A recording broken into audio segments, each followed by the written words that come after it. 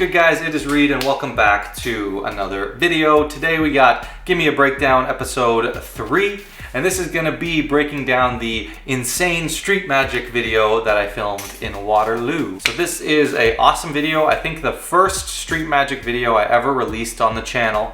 So it's an exciting one. You're going to see me perform for a couple different groups, and you're going to see some things go wrong. Some stuff goes wrong here. You'll see how I handle it. If you watch the video the first time, you might not even know things that went wrong. If you haven't seen the video yet, I recommend you go watch it beforehand so you can see it in full and then come back to the breakdown and check that out. So you're going to get some great behind the scenes, you know, how I approach the groups, why these groups are good or bad to perform to, how I handle different situations, how I handle some classic effects. If you like the 2-card Monty, you get some great insight in this video. As always, if you guys need any more help with any of these effects or any effect, magic or mentalism related, you can contact me for a private lesson at the link below.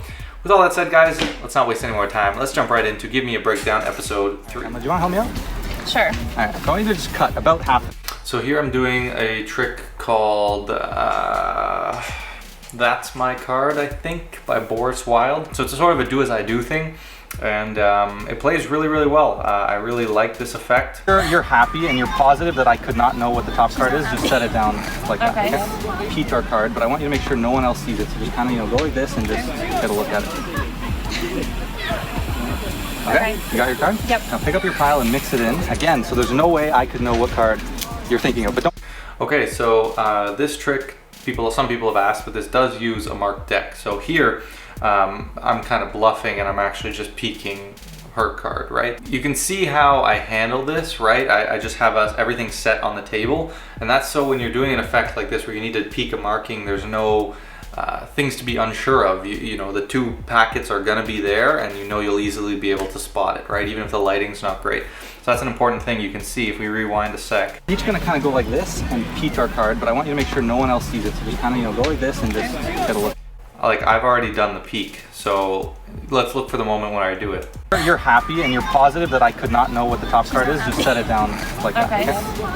Now, we're each gonna kind of go like this. So right there, when I say now, we're each gonna go like this, you see my eyes look down. So I get it right away, so then the rest of the time, I'm clear, and you see I might glance over and double check a couple of times just to make sure.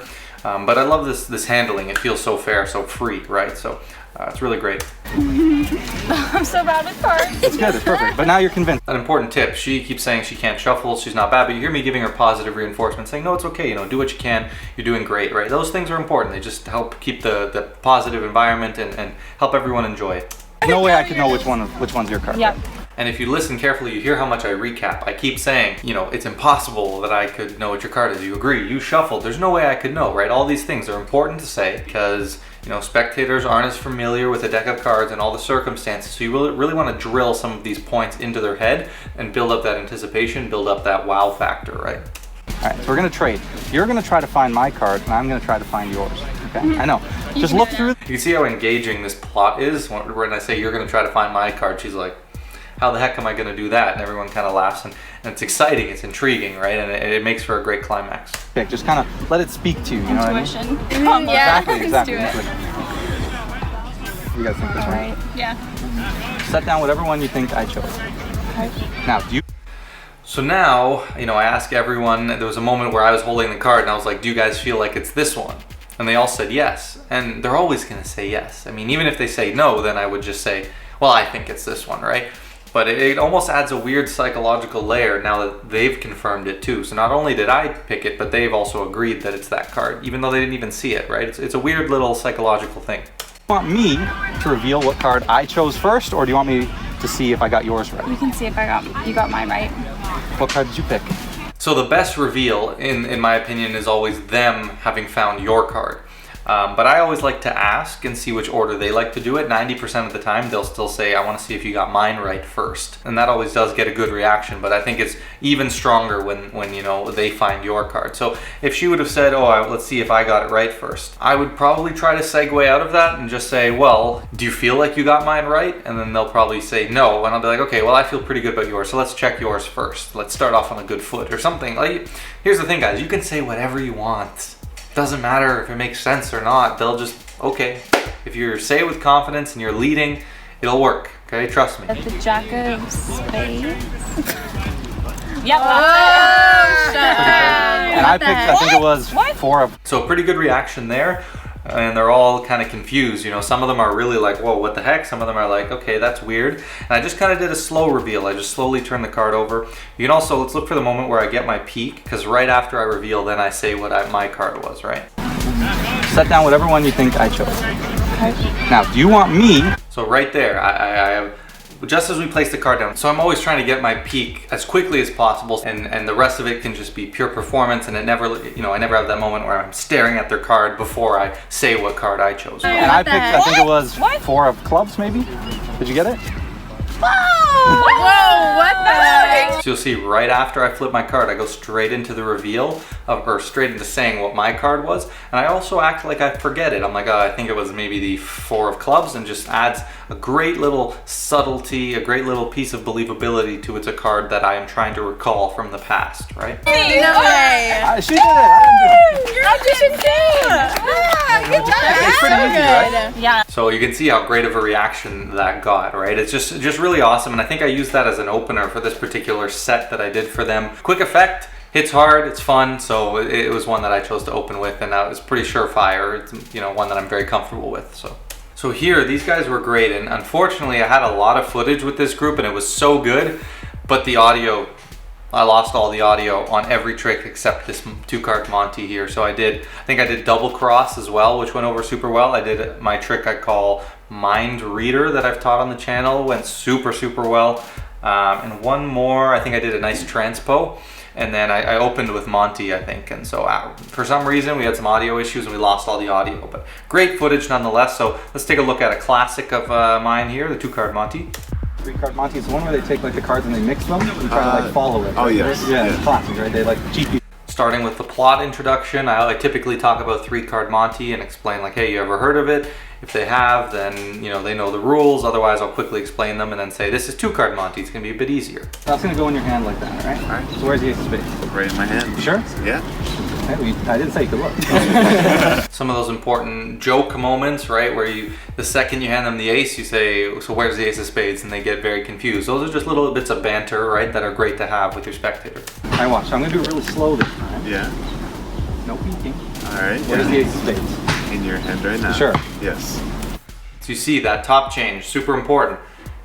It's gesture, you see my eyes up the whole time, and then I turn, slight turn, the top change. And keep in mind, the entire audience is right on that side. Everyone is to the right over there. Everyone has a perfect view of the top change, but no one's looking, right? So it's a slight turn and point, turn and point. So we'll watch that again really quick. Where's the ace of spades? In your hand right now. Sure. Yes. Positive. So now where's the ace of spades?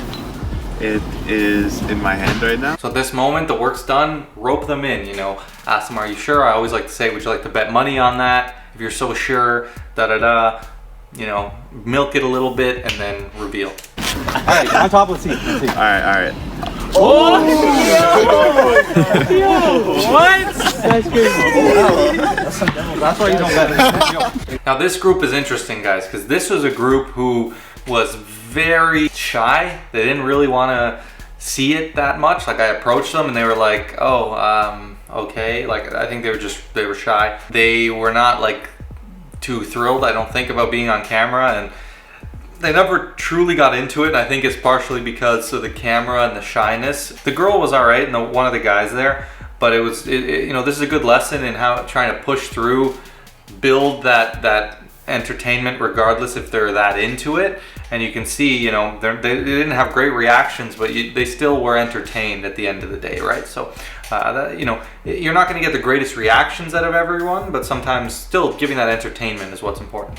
So I need one of you. Do you wanna help me out? Sure. So what I want you to do. So first thing I do is I target the guy who's like the quietest, right? Try to get him involved. I ask him first, do you want to be a part of this? That one right there, and I only want you to see it, okay? You got that? Yeah. And you can shuffle it, I don't even want to look. So that's a little spread force action. If you want to learn my handling on the spread force, super clean. You know, you don't have to do this thing. They touch a card and you just show it like that and you've done a force. You can go check out that video. Now this could have been a free selection and a peek.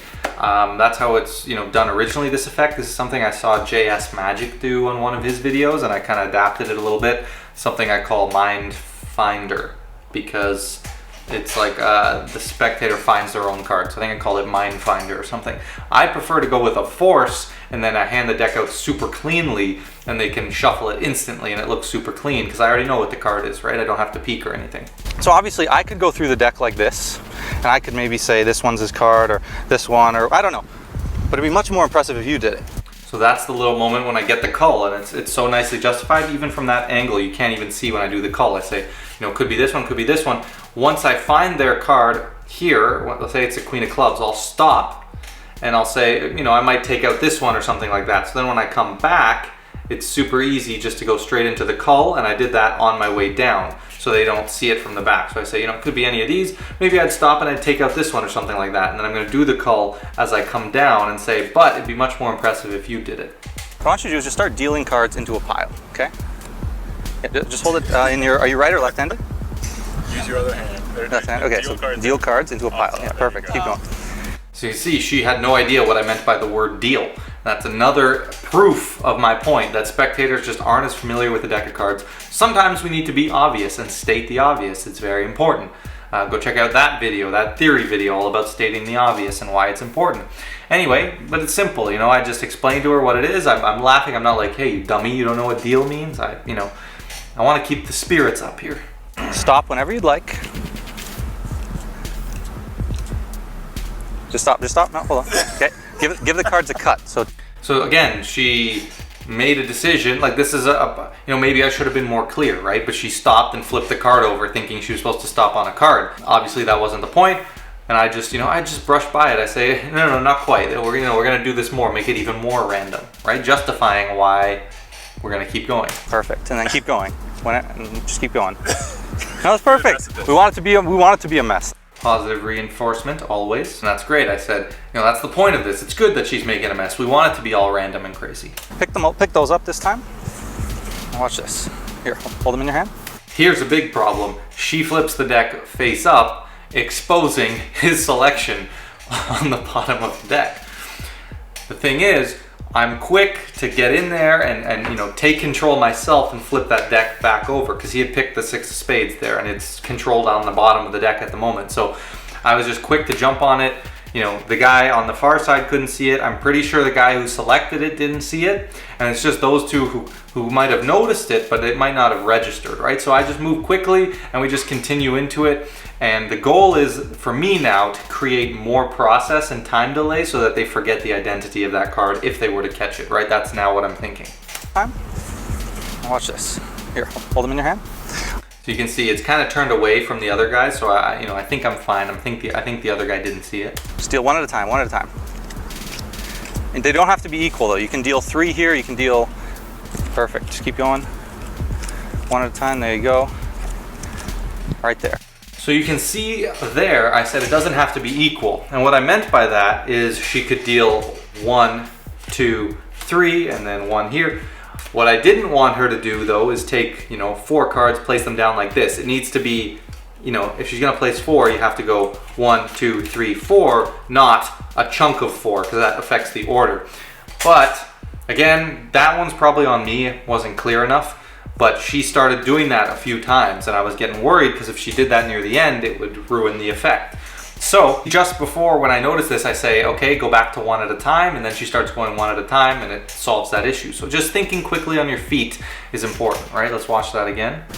And they don't have to be equal though. You can deal 3 here, you can deal, perfect. Just keep going. 1 at a time, there you go. Right there. Now you stop the 2 cards. Hold your hands out like this. Right here, okay? I want you to look at me. Whenever you want, I want you to reach 1 hand forward. This card right here.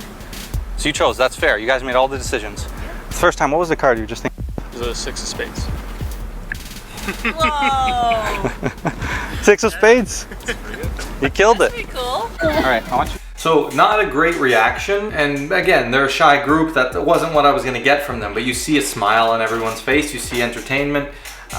They laughed, and so that's, you know, to me, feel like I did my job. In hindsight, I did do that as the opener. Probably would never do that effect as an opener for that group in that situation in hindsight, but you live and learn. So I hope you guys enjoyed that. There was a ton of great stuff in that video. I think seeing what happens when you have sort of an audience that's a bit shy, you know, how you deal with someone who doesn't understand what you're trying to say. You know, get hands-on with them and take over, take command, be confident, all that stuff. And you see a few things that, you know, I wish I would have improved, and get some hindsight, right? In hindsight, you see what you would have done better. Now I'm a different performer. So hope you guys enjoyed that video. If you did, don't forget to leave a like.